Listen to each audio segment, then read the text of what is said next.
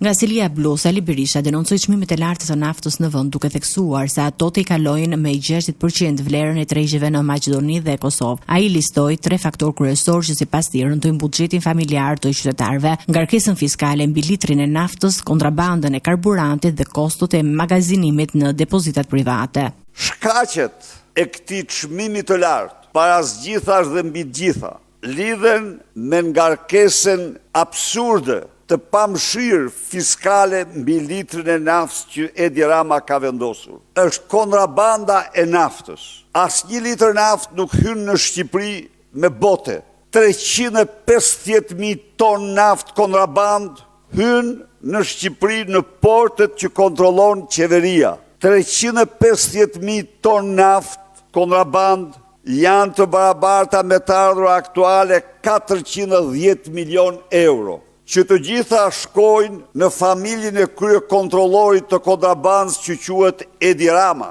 Faktori tretë janë rezervuarët e naftës apo depozitat e naftës, të cilat në kuptimin e rezervës shtetërore mund të jenë shtetërore, mund të jenë private, mund të jenë shtetërore dhe private. Vendimet më pashme të qeverisë i kanë shpallur ato private, por natyrisht magazinimi ka çmimin e tij dhe atë çmim kompanitë private ja marrin konsumatorit.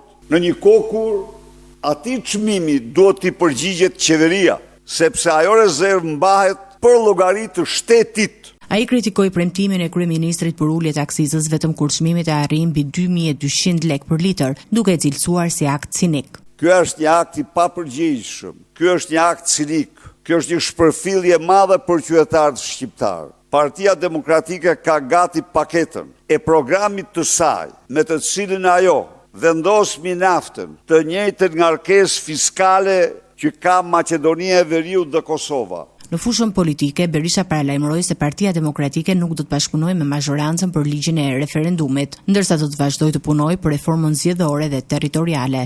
Jemi të angazhuar në procesin e reformës, në 2 reformat, sepse kjo, mendojmë ne, është jo se besojmë se Edi Rama do pranoj të ketë një produkt të përbashkët, jemi të bindur që nuk beson, por nga ana tjetër, ne kemi një opinion të tërë që kërkon që ne të paraqesim variantin ton dhe ata të njihen me te. Dhe ne jemi në këtë. Por ne të votojmë në mënyrë të njëanshme ligjet Partisë Socialiste, nuk votojmë asnjë. Në një mesazh ndërkombëtar, Berisha përkujtoi 27 vjetorin e sulmeve të NATO-s ndaj Serbisë dhe i bëri thirrje Kongresit të SBA-s të shqyrtojë mundësinë e antarësimit të Kosovës në Aleancën e Atlantikut Veriut.